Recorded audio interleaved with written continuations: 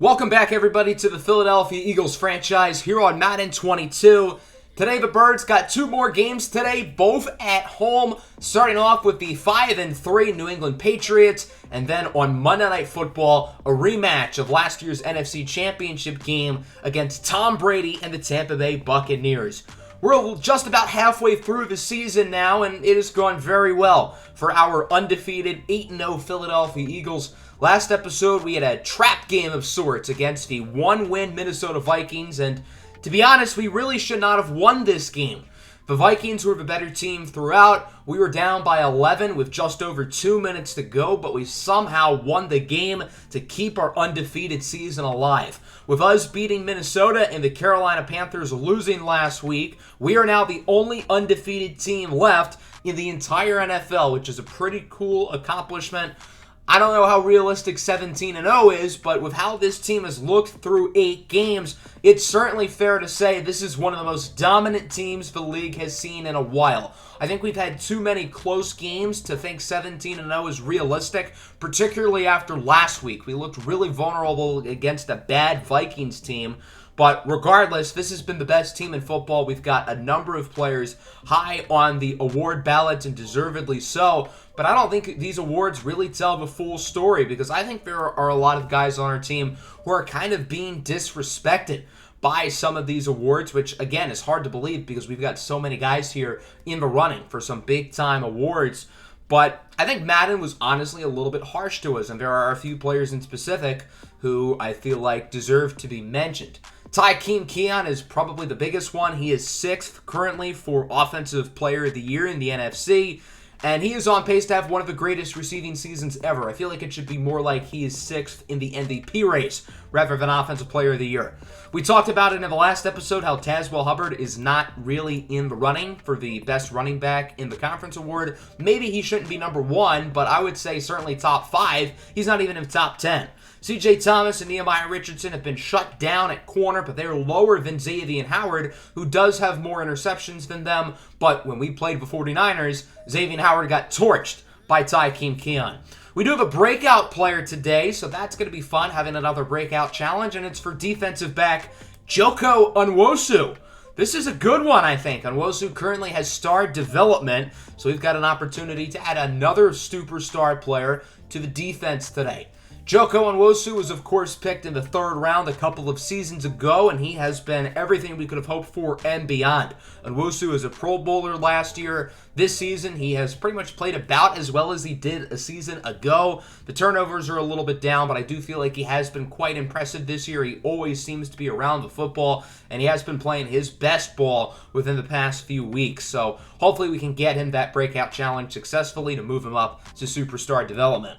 As we look at this Patriots roster, they are a legitimately good team. They still got Mr. Macaroni and Cheese himself, Mac Jones, a quarterback. Their running back is a name that Eagle fans should be familiar with in former Philadelphia Eagle Miles Sanders. We traded Sanders to New England back in the trade deadline in year number 2, a deal that has really worked out for both sides. Miles Sanders has become one of the better backs in the league with New England, and as for us, we got a 3rd round pick in that trade, which we eventually traded to Minnesota in order to help us move up for Tazewell Hubbard. So that deal gave New England a great running back, and it gave us a great running back. There are plenty of other names to watch here, including the recently acquired Calvin Ridley, who the Patriots acquired at the deadline for a 2nd round pick from the Atlanta Falcons. Plenty of talent on defense, too, including Max Crosby, one of the better pass rushers in football. So this is a tough game. New England is a legitimately good team. They're not going to wow you, but they find ways to win. So it should be a challenging one here for our Philadelphia Eagles, who are certainly hoping to play better after really laying an egg last week in the game against the Minnesota Vikings. And again, even though we won that game, we certainly did not look our best. So hopefully we can perform a little bit better today in the Kelly Green throwbacks. If we win this game, we'll go to 9-0. And that would mean no matter what happens the rest of the way, we would finish with a record over 500. The Eagles open up with the ball, 3rd and 5. Madison connects with the running back, Rosemont St. Clair, who brings it to the 33-yard line. Eagles moving it slowly but surely here on this opening possession as it's now a 3rd and 11. Madison under pressure. He is sacked by Nick Needham for a loss of 8. For most teams, this would knock you out of field goal range, but when your kicker is Zebediah Phoenix, that's not quite the case. 59-yard attempt for Phoenix. The kick is good, and the Eagles are on the board. Another 50-plus yard kick to add to the repertoire of Zebediah Phoenix II. New England's first possession will be a short-lived one. Mac Jones incomplete on the screen, so that'll make it 4th and 7. Here on the punt, Diggins calls for a fair catch, but the ball is out, and it's picked up by New England. So that's going to be a turnover, and the Patriots are going to get the ball. As I looked at the replay, I was sort of confused how all of that happened. It looked like Joko Nwosu ran into the ball before Mekhi Diggins could catch it. So that play looks like it was entirely Joko Nwosu's fault for not really being aware of where the football was. In other words, that's not my fault at all. Don't get mad at me. I was just calling a fair catch. So New England has the football back, 3rd and 7. Miles Sanders gains 20 yards on the reception. New England taking advantage of new life after their opening drive stalled out.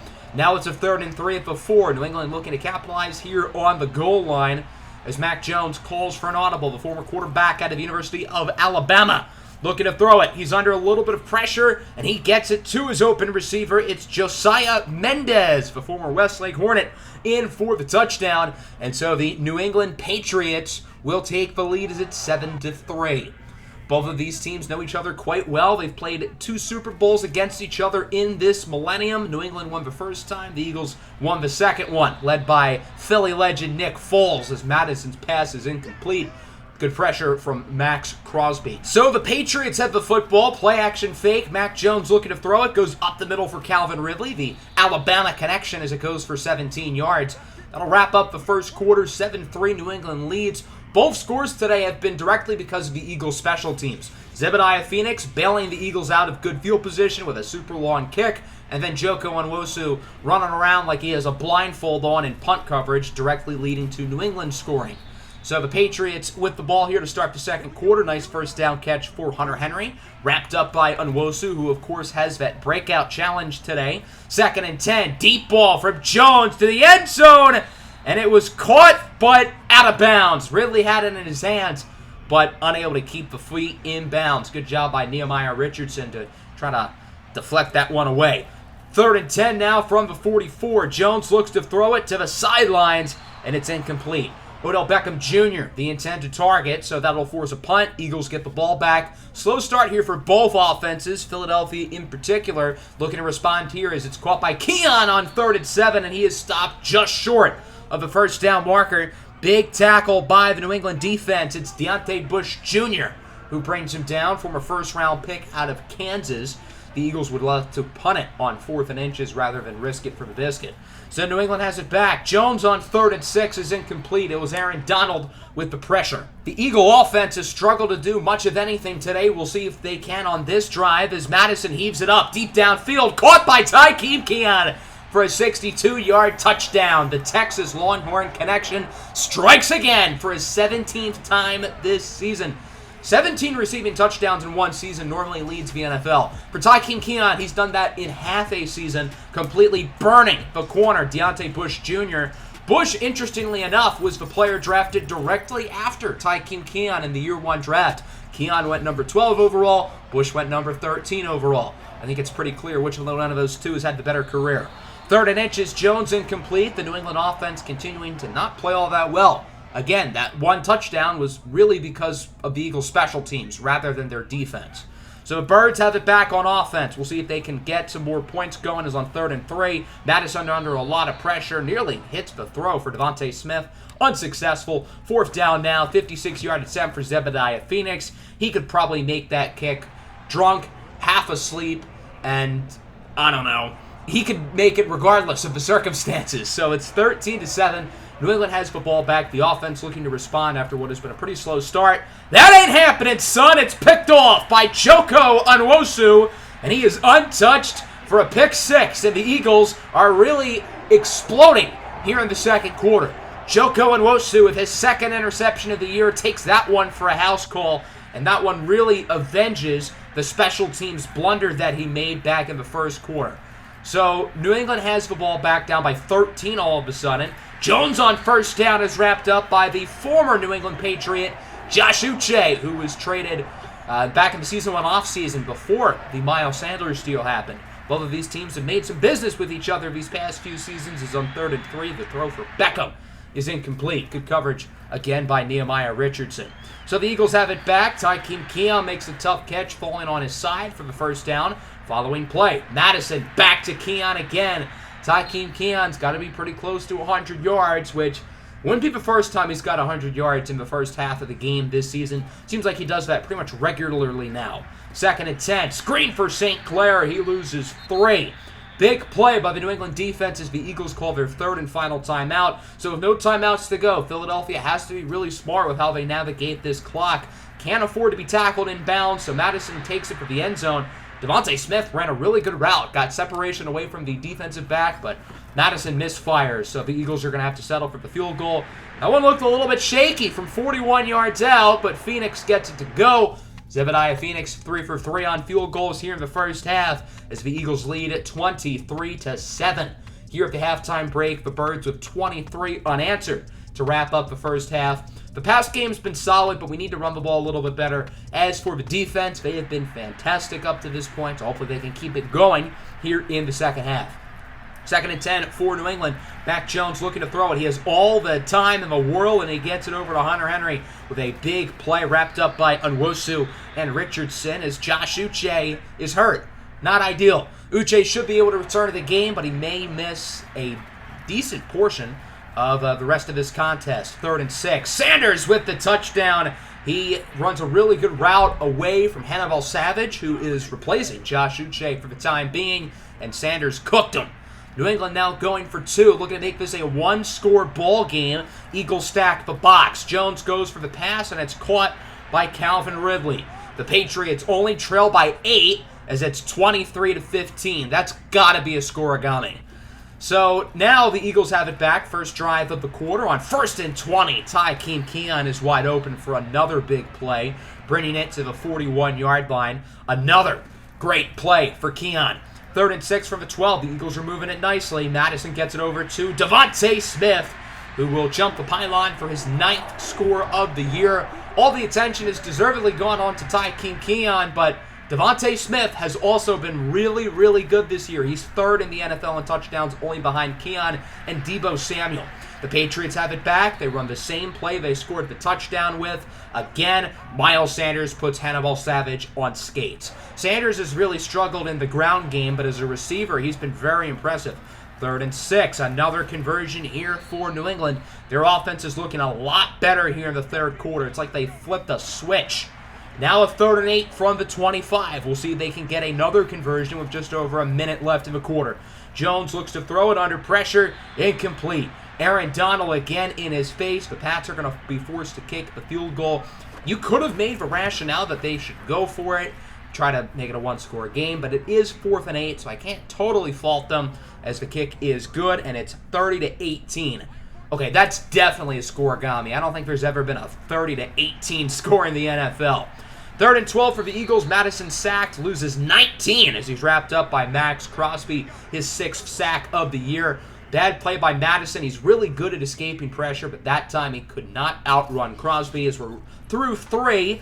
30-18, one of the more rare NFL scores you'll see. So the Patriots with it in the 4th quarter. Their offense is going to keep on rolling. Calvin Ridley brings it to the 14-yard line for another first down. Ridley's had a pretty productive day, especially with Odell Beckham not really getting much of anything. 1st and goal on the toss for Sanders. High stepping into the end zone for a touchdown. And the Pats now make it a one-score game. 25-30. We're getting all the weird scores today, and I am personally here for it. 1st and 10 for the Eagles. Here as the offense looks to keep things moving. Great throw and catch from Madison over to Tykeem Keon. And unfortunately for New England, Max Crosby is hurt on the play. That's a big deal. He's their highest rated player, and he's had a good performance today. 3rd and 8, it's J.T. DeMarco, the second-year slot receiver out of the Ohio State University, bringing it to the 49-yard line. Philadelphia doing a good job of chewing some clock. A touchdown on this drive probably ends the game for the most part as Tazwell Hubbard gets a nice run up the middle to the 11-yard line. All the Eagles got to do is get in that end zone, and they should be good. 3rd and 7 from the 9. Time ticking. The play clock right in front of the game clock. Rosemont St. Clair will score with ease, and the Eagles lead by 12. This is just like when the Vikings led by 11 last week with 2 minutes to go. We know how that ended. Hopefully the same fate doesn't come back around for the Eagles, and, well, that's not a great start.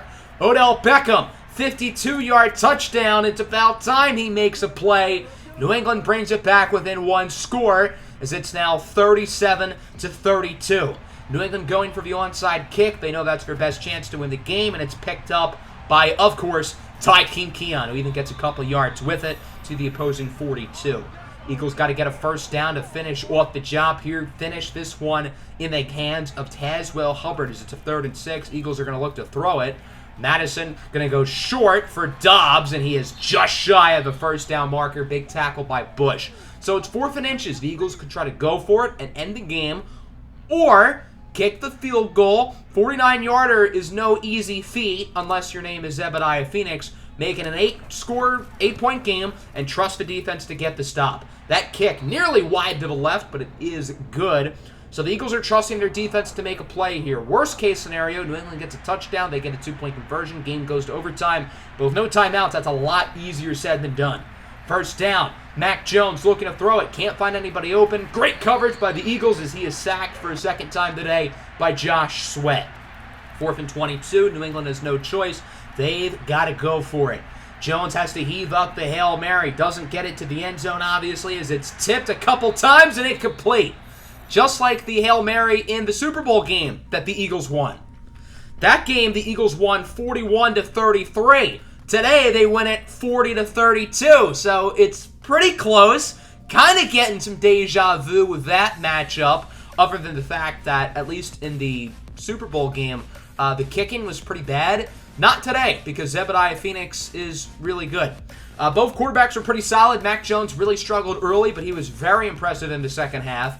As for Malachi Madison, not his best game of the year, but he didn't make any mistakes. Not as many big-time throws as normally, but he didn't throw any interceptions and was very efficient. Miles Sanders did not have a good day on the ground, but he did have a good day overall with over 100 receiving yards and 2 all-purpose touchdowns. Tykeem Keon, regular game for him, 8 catches, 159 yards and a touchdown. Regular day in the office for him.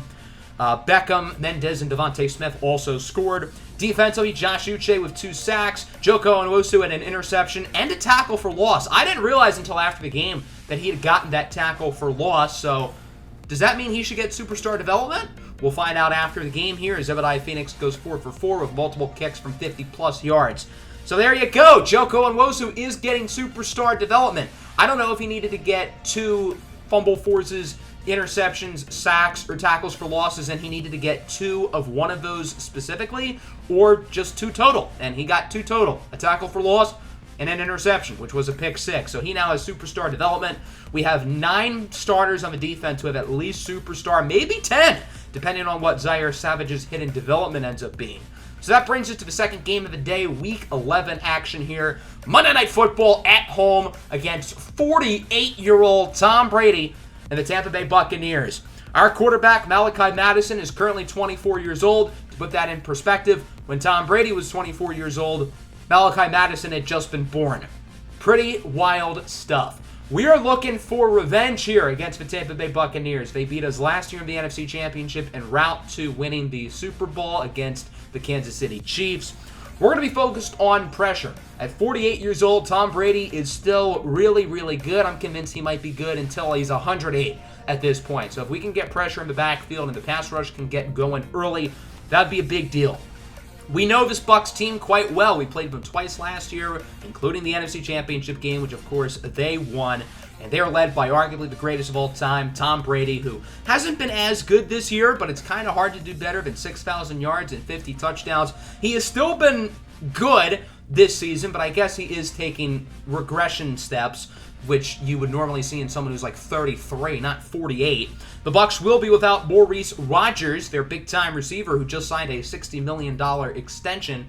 So that's a big blow to them. Rodgers always plays well against us, but they still have a lot of talent at the wide receiver position, regardless of Mike Evans, Darius Slayton, Trey Judah, Jalen Argosier, and Louis Bethel. Definitely the deepest receiving core in the league without question. They also have Kareem Hunt as well. Plenty of talent on the offensive line. Tristan Wirfs, Ali Marpet, and then on defense with Vita Vea in the middle as the anchor. They have a great secondary led by guys like Antoine Winfield Jr., Carlton Davis. Really, really good team, and they have replicated that this year, starting the season off 8-2.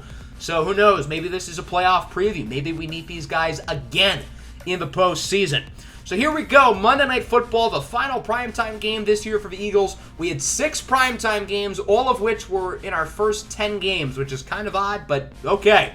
Philadelphia looking for revenge after last year's postseason defeat. Obviously, this Eagles team is a lot different. Malachi Madison was not on our team that game, but this game will still mean a lot to most of the guys here, including Tazewell Hubbard, who gained 16 yards on the outside run. Hubbard's been a little bit quieter these past couple of weeks. Hopefully he can play well today.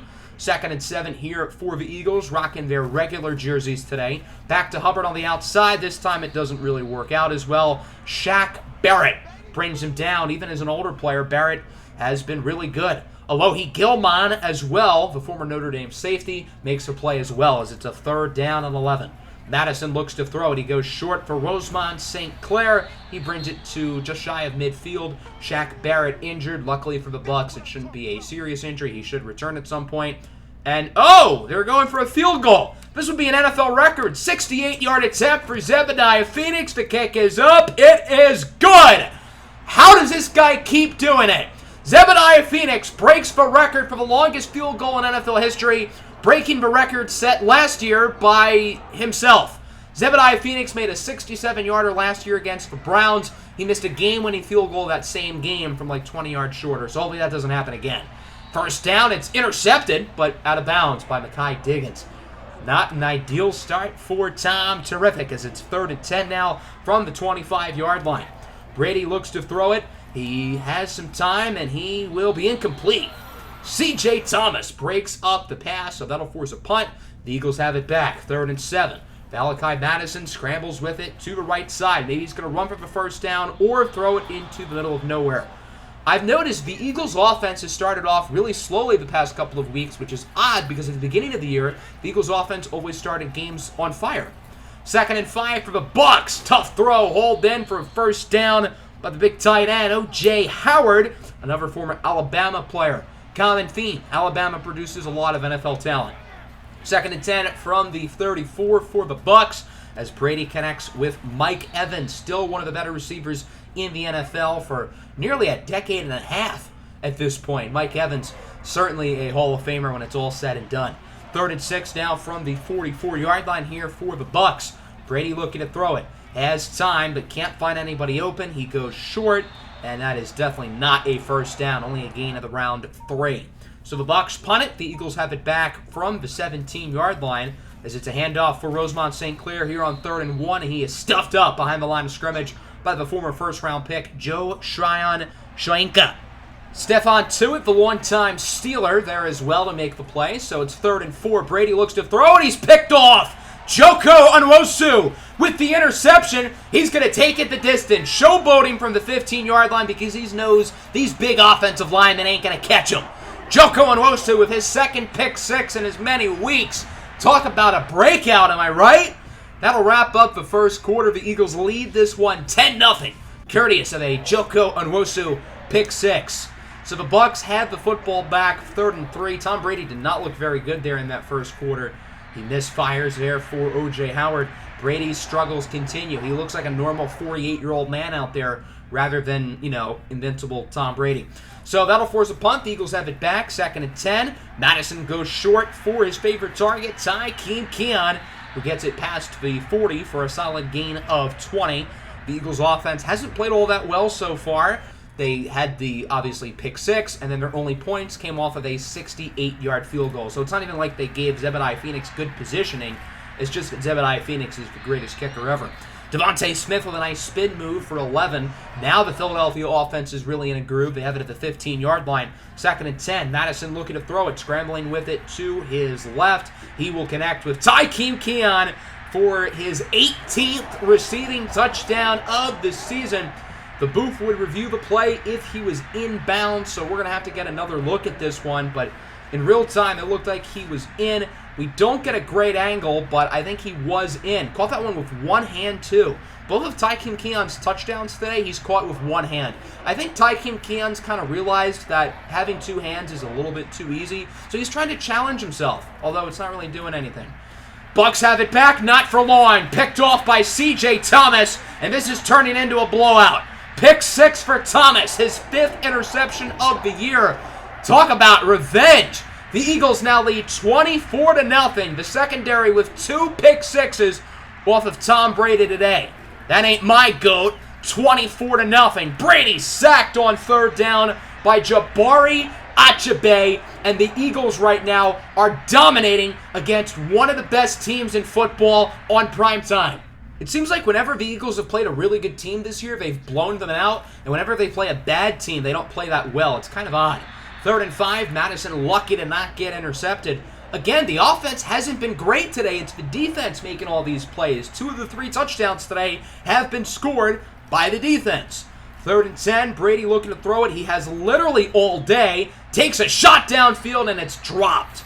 Yeah, that play is pretty much a perfect description of how it has gone today for the Bucks.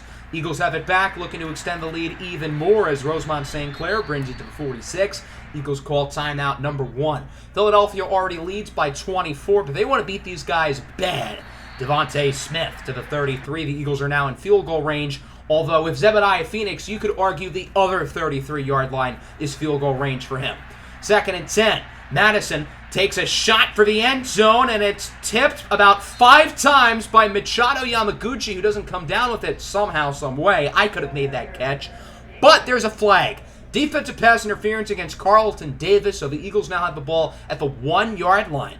A big break there for the Birds. First play after the penalty. Madison connects with Devontae Smith for the score, and the Eagles lead 31-0 at the halftime break. The Eagles are just dominating today. This team is a historic level of dominance, and if the Eagles can keep this going the rest of the year, this squad could go down as one of the all-time great teams in NFL history. Gotta focus on running the ball. We're going to be doing that a lot in the second half. The Bucks, on the other hand, probably will not be running the ball a lot in the second half. I mean, Tom Brady's had some pretty impressive comebacks before, but this one would certainly be towards the top of the list. He did come back down 28-3. I'm sorry, Falcons fans, I have to mention it. Brady with a nice throw there. Now 3rd and 5. Brady in the zone, even though he's played like hot garbage today, as he gets it to O.J. Howard to the 23. The Bucs offense is finally looking productive. This is just like the Patriots game. In the first half, the Eagles defense looked invincible, and then in the second half, they forget how to play football. 1st and goal. Brady into the end zone for the touchdown over to Darius Slayton. Put on your rally caps, kids. The Bucs are only down by 24. Trying to make this a ball game again. So it's 31-7. The Eagles still lead big, but if we've learned anything about this Eagles team, if we've learned anything about Tom Brady, game ain't over yet. 2nd and 7. Nice sack for Shaq Barrett, forcing a loss of 9. Even as an older player, Barrett is one of the better pass rushers in the league. 3rd and 16 now from the 19-yard line. Madison looking to throw it, scrambling to his left, hoping somebody can get open, and he misfires for Tykeem Keon, who ran a good route on that play. So the Bucs defense gets the stop. Tampa Bay is looking pretty good in the second half. 2nd and 13. Brady goes short, hold in by Howard, who gets by the defender, and is wrapped up by Isaiah Simmons all the way at the 2-yard line. That's a gain of 26 for O.J. the Juice Man Howard. And now the Buccaneers have it in the red zone, looking to make this game even closer. They're struggling here on the goal line as it's 3rd and goal. Brady looks to throw it. He is in the zone. Brady is going to go short. It's caught, but out of the end zone by Slayton. So 4th and goal at the 2. I don't agree with this call at all. You can go for the touchdown, trying to make it a 2-score game, but instead they're going to wussy out and kick the field goal. The kick is good, but I don't know. I wouldn't have made that call. You got to be a little bit aggressive, especially against a team like the Eagles, who is so good. So the Birds have it back. 2nd and 1 here late in the 3rd. Tazewell Hubbard trucks nobody, but I guess it works because he has open space and gets a solid gain to the opposing 49-yard line. Got to depend on Tazewell Hubbard here in the 4th quarter to finish this game off strong. Following play action fake. Madison looks to throw it. He has a wide open man. Really bold strategy leaving Tykeem Keon, who's having one of the best seasons as a receiver ever, maybe the best receiver season ever. Why would you leave him open? I feel like your best bet is to put maybe 3 guys on him. Maybe they'll be able to stop him, but even so, Devontae Smith is on the other side, so maybe not. That's going to wrap up the third quarter. The Eagles really didn't play all that well in the third quarter, but they were so good in the first half. It probably won't matter, but remember last year when week 1, the Eagles were up by 3 scores going into the fourth quarter? Yeah, they lost that game. So let's slow our roll here. They are up by 4 scores now as Tazewell Hubbard starts quarter number 4 with a score. Tazewell Hubbard fantasy owners have been a little bit disappointed the past couple of weeks, so there you go. There's your touchdown. 38-10 now. I don't think Brady's coming back from this deficit. Is he? Let's hope not. From the 42, Brady goes short over to Mike Evans, who gets 16 yards. That play could have been intercepted, but the Eagles defense was unable to make a play. 2nd and 12 now to 13. Tampa Bay has it back in the red zone. Tom Brady and Aaron Donald both in the zone as it's short over to Richie Randusky for the touchdown. The backup tight end makes a play, and the Bucs offense continues to be really good in the second half. It's a shame nothing here in the second half has really mattered. 38-17, Eagles looking to chew clock and finish the game off. Nice run by St. Clair. Great blocks upfield by J.T. DeMarco before he kind of fell off at the end of the play. 3rd and 6 now for 45, handoff for Hubbard. He does not get the first down, wrapped up by Stephon Tuitt. So the Bucs get the stop, they get it back, only down by 21 with 2 minutes to go. Can Brady do it? I don't know. He's been in the zone like the entire second half. I don't know why. It's not like he's playing well. Maybe because he's down, and Brady does well when he's down. Gets it back over to Richie Randusky for a solid first down play. That brings us to the 2-minute warning. Eagles looking good, trying to get win number 10 on the year. Bearing some Tom Brady funny business, they should be able to. 3rd and 10 from the 26. Brady looks to throw it. Can't get rid of it. He's sacked by Aaron Donald. That's just the 3rd sack of the year from Aaron Donald, who hasn't really been worth the $26 million deal we gave him in the offseason. 4th and 20 for the ball game now. Brady finally out of his zone. Thank the Lord. Heaves it up for the end zone, and it's dropped by Slayton.